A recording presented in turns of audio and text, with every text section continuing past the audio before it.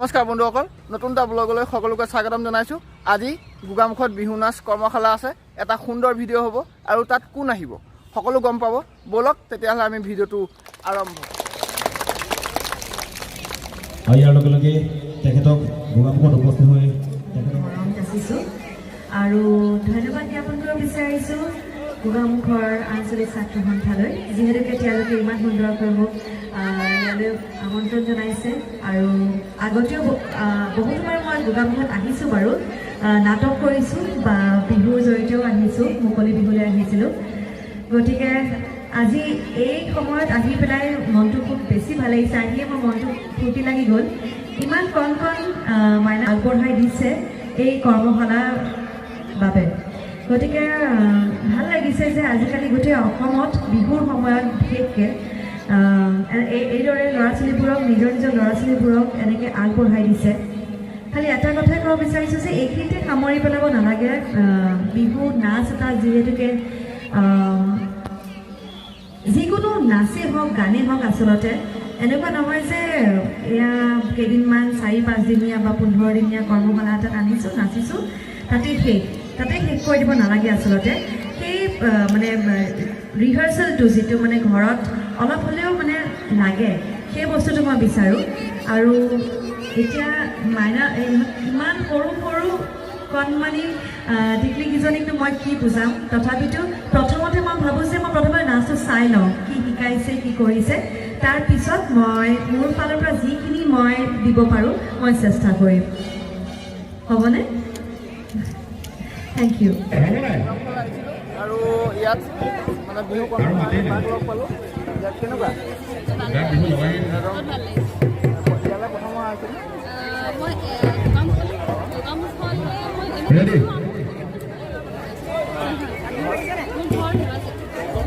লগ পাই বহুত ভাল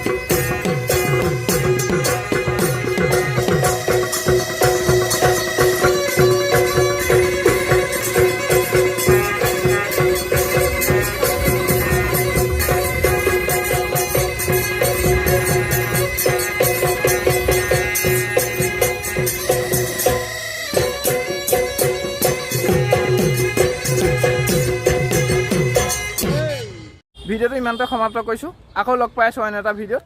ধন্যবাদ।